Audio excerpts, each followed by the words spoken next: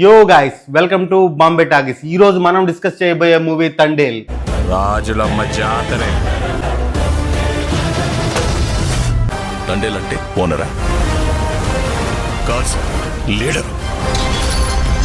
రాజు ఈ తండేల్ అనే మూవీని 100 కోట్ల బడ్జెట్ పెట్టి తీశారు. అయితే 35 కోట్లకి నెట్ఫ్లిక్స్ అమ్మారు. And audio rights, satellite rights, Hindi rights మొత్తం కలిపి 60 కోట్లకి అమ్మేశారు. అంటే ప్రొడ్యూసర్ కి ఆల్రెడీ 60 కోట్లు వచ్చేసిందని అర్థం. ఇక థియేటర్స్ కి 37 కోట్లకి అమ్మారు. సో 37 కోట్ల కంటే ఎక్కువ షేర్ థియేటర్స్ నుంచి వచ్చినట్లయితే ఈ సినిమా హిట్ అని అర్థం. సో ఈ రోజు డిస్కస్ చేద్దాం ఈ మూవీ ఎంత వరకు పర్ఫామ్ చేసిందో. ఇక కథ విషయానికి వస్తే మన హీరో తండేల్ రాజు సముద్రంలోకి వెళ్ళి చేపలు పట్టి తన లైఫ్ ని లీడ్ చేస్తూ ఉంటాడు.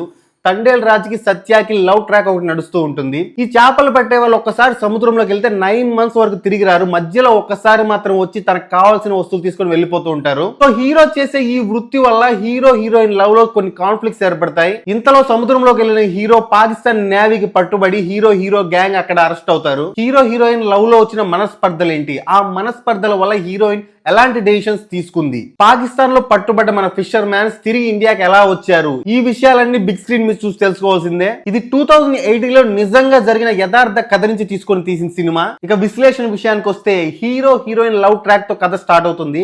ఫస్ట్ 45 మినిట్స్ హేస్టీగా స్పీడ్ గా నడిచిపోతుందని అనిపిస్తుంది. DSP music, hero heroine performance and direction అన్ని బాగున్నప్పటికీ ఎక్కడో ఏదో మిస్ అయింది, ఎందుకో సినిమా కనెక్ట్ కాలేకపోతున్నాం అన్న ఫీల్ అయితే వస్తుంది. కానీ నమో నమః శివాయ పాట నుంచి స్టోరీ కోర్ పాయింట్ కి ఆడియన్స్ కనెక్ట్ అయ్యేలాగా కథ టర్న్ తీసుకుంటుంది.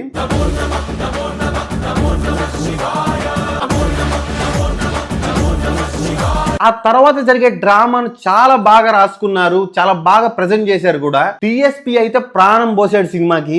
డిఎస్పీ ఈ రేంజ్ లో బ్యాక్గ్రౌండ్ స్కోర్ ఇస్తాడని అయితే అస్సలు అనుకోలేదు. ఇక ఇంటర్వెల్ ముందొచ్చే సముద్రంలోని అడ్వెంచరస్ యాక్షన్ సీక్వెన్స్ అయితే చాలా బాగా పిక్చరైజ్ చేశారు. సో ఫస్ట్ హాఫ్ అందరు టెక్నీషియన్స్ అన్ని క్రాఫ్ట్స్ కలిపి నీట్ గా ప్రెజెంట్ చేశారు మూవీని. సో దీంతో ఫస్ట్ హాఫ్ సూపర్ బన్న ఫీల్ అయితే తీసుకొస్తుంది. ఇక second half Indo Pakistan episodes తో సాగుతూ హీరో హీరోయిన్ లవ్ స్టోరీ ఒక లేయర్ లాగా ప్యారలల్ గా నడుస్తూ పోతుంటుంది. కానీ ఇండో పాకిస్తాన్ ఎపిసోడ్స్ అయితే అంతగా ఇంప్రెస్ చేయలేదు, చాలా ఆర్టిఫిషియల్ గా అనిపిస్తుంది. కానీ అక్కడ కూడా డిఎస్పీ మ్యూజిక్ సినిమా నిలబెట్టింది. ఈ ఇండో పాకిస్తాన్ ఎపిసోడ్స్ కి ప్యారలల్ గా నడిచే లవ్ స్టోరీ లేయర్ అనేది అక్కడక్కడ ఎక్స్ట్రాడినరీ మూమెంట్స్ ఇస్తుంది. అవి చాలా ఎమోషనల్ ఇంపాక్ట్ ఇస్తాయి ఆడియన్స్ మీద. స్పెషల్ గా లాస్ట్ 20 మినిట్స్ అయితే నాగ చైతన్య యాక్టింగ్ సూపర్ బంతే. ఇంతవరకు ఏ మూవీలో ఆ రేంజ్ పర్ఫార్మెన్స్ అయితే ఇవ్వలేదు Naga Chaitanya.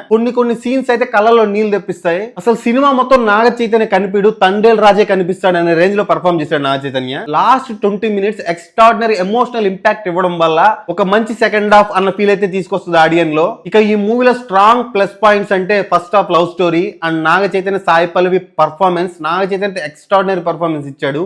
And DSP music. ఈ సినిమాకి main pillar DSP background score. And ఈ సినిమాకి negatives Indo Pakistan episodes and writing కొంచెం స్ట్రాంగ్ గా ఉండాలి సెకండ్ హాఫ్ లో. లాస్ట్ 20 మినిట్స్ అప్పుడు హీరోయిన్ గురించి తెలుసుకుని హీరో ఎమోషనల్ అయ్యే దగ్గర అయితే నాగ చైతన్య ఎక్స్ట్రాడినరీ పర్ఫార్మ్ చేశాడు. అంతే, చాలా శ్రద్ధ పెట్టి హార్డ్ వర్క్ చేశాడు అన్న విషయం అయితే అర్థమైపోతుంది ఈజీగా. His performance is one of the highlight in the movie. So overall గా ఈ సినిమాకి బాంబే టాకీస్ ఇస్తున్న రేటింగ్ 3.25 అవుట్ ఆఫ్ 5. ఈ సినిమా అయితే ఖచ్చితంగా హిట్ అవుతుంది, ఎందుకంటే లాంగ్ రన్ ఉంది మూవీకి. సో ఇది ఈ రోజు సినిమా విశేషాలు. వచ్చే మూవీ రివ్యూతో మళ్ళీ కలుసుకుందాం. Until then bye by.